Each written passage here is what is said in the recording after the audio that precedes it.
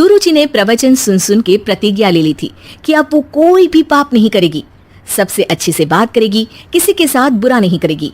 बहू, ये मच्छर तेरे गाल पे कब से बैठा है? अरे काट लिया तो गाल गुलाब की तरह लाल कर देगा। बैठे रहने दो माँ जी, उसे आराम करना होगा।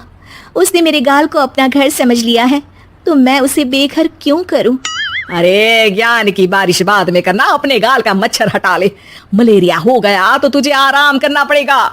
माँ जी, डेंगू मलेरिया तो सांसारिक बीमारियां हैं, हमें इनसे ऊपर ही तो उठना है ना। अरे बेटा, इनसे आदमी ऊपर ही उठ जाता है। क्या हुआ? काट लिया। अरे मैंने तो कहा ही था, मार देना था उसको। नहीं नहीं माँ जी, उसे भोजन करना था, मैंने उसे पोषण दिया है, मुझसे पुण्य का काम हुआ है। अरे उड़ रहा है टुनटुना के, ताली बजा के मार दे वरना फिर काट खाएगा। नहीं नहीं माँ जी, जीव हत्या करना पाप है। मैंने एक बार व्हाट्सएप पे एक उपदेश पढ़ा था, मच्छर आपको काटे ये उसका जुनून है, उसके बाद आप खुजाओ ये आपका सुकून है, लेकिन कभी मच्छर को मारना मत, क्योंकि उसकी रगों में आपका ही खून है। अरे तू और तेरा व्हाट्सएप का ज्ञान, भगवान बचाए। सुरुचि की ये पुण्य करने की आदत से कई बार सुरुचि का नुकसान होता, लेकिन फिर भी वो पाप से दूर रहती। सुरुचि, मेरे सर में जुएं हो गई है, निकाल दोगी? कोई आपको अपने घर से निकाले, आपको अच्छा लगेगा क्या?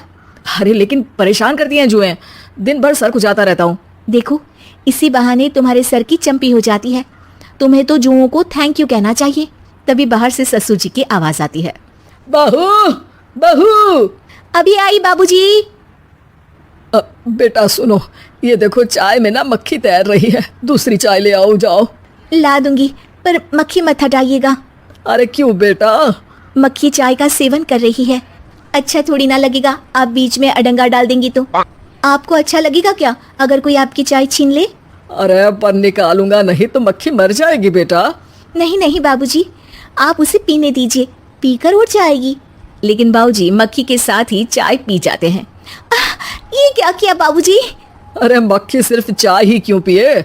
आज सुबह मैंने मिठाई भी खाई है, पेट में ही है, वो पेट में चाय भी पीती रहेगी और मिठाई भी खाती रहेगी। सुरुचि को समझ में नहीं आता कि वो बाबूजी के इस कारनामे पर क्या जवाब दे। वो सास के पास जाती है। सास के हाथ में एक खटमल मारने की दवाई है। माँ जी, आपके हाथ में ये क्या है? अरे बेटा, तू तो बीए पढ़ी है, इतना तो पढ़ने में आया ही होगा कि ये खटमल की दवाई है। माँ जी, आप क्यों मार रही हैं खटमल? मत मारिए माँ जी, आप अपनी नींद के लिए खटमलों को हमेशा के लिए सुला देना चाहती हैं। अरे अब चुप भी हो जाओ देवी, पुरानी दवाई है, एक्सपायर हो गई है, फेंकने जा रही हूँ, नहीं मार रही हूँ खटमल। और वैसे भी खटमल से ज्यादा तो तूने हमारी नींद हराम कर रखी है। माँ जी, पुण्य करना चाहिए, आपको तो ज्यादा करना चाहिए, आपकी तो उम्र भी हो रही है। अरे उम्र से याद आया, बैंक में जाकर जन्म तारीख सही करवानी है, तैयार हो जा, कल स्कूटी चला के ले जाना मुझे। अगले दिन सास घर से निकलने से पहले दही शक्कर खा रही है और जल्दी जल्दी में हाथ नहीं धोती। बहू स्कूटी निकालती है और सास ताला लगाती है। ताला लगाते वक्त शक्कर के दाने ताले पे रह जाते हैं और दोनों सास बहू हड़बड़ी में घर से बाहर निकल जाती हैं। अच्छा हुआ कि तेरी स्कूटी में सेल्फ स्टार्ट है, वरना तू तो बोलती कि मैं किक नहीं मारूंगी, किक मार दी तो पाप लगेगा। माँ जी, इस तरह मजाक करना भी पाप होता है। दोनों सास बहू बैंक पहुँचती हैं। अभी लंच टाइम है, बाद में आना। अरे भाई साहब सुन तो लो, करवाना क्या है? अरे जन्म तारीख बदलवानी है, कैसे बदलेगी? अब किसी और तारीख को पैदा हो जाओ। यही चुटकुला आप अपने मैनेजर को भी सुना पाओगे ना? वो भी हंस ले थोड़ा, अभी बुलाती हूँ। अरे रुकिए रुकिए, ये फॉर्म भरिए और आधार कार्ड दीजिए। अरे राम रे, आधार कार्ड तो भूल ही गई, उसके बिना तो नहीं होगा।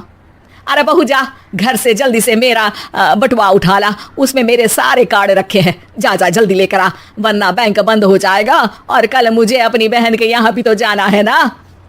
जी माँ जी, अभी गई और अभी आई। अरे रुक, चाबी तो लेकर जा घर की। बहू जल्दी से घर पहुंचती है, लेकिन घर पहुंचते ही देखती है कि ताले पे बहुत सारी चींटियां हैं, जो माँ के ताला लगाते वक्त हाथ से ताले पे शक्कर छूट जाने के कारण आ गई थी। चींटियां हट जाओ, मुझे आधार कार्ड निकालना है। बहू चींटियों को हटाती नहीं है, उनसे मिन्नतें करने लगती है। सुनो, हट जाओगी तो और भी शक्कर के दाने खिलाऊंगी। अभी सास का काम बहुत ज़रूरी है। मेरी बात सुन लो, मान लो। मैंने तुमको हटाया तो पाप हो जाएगा।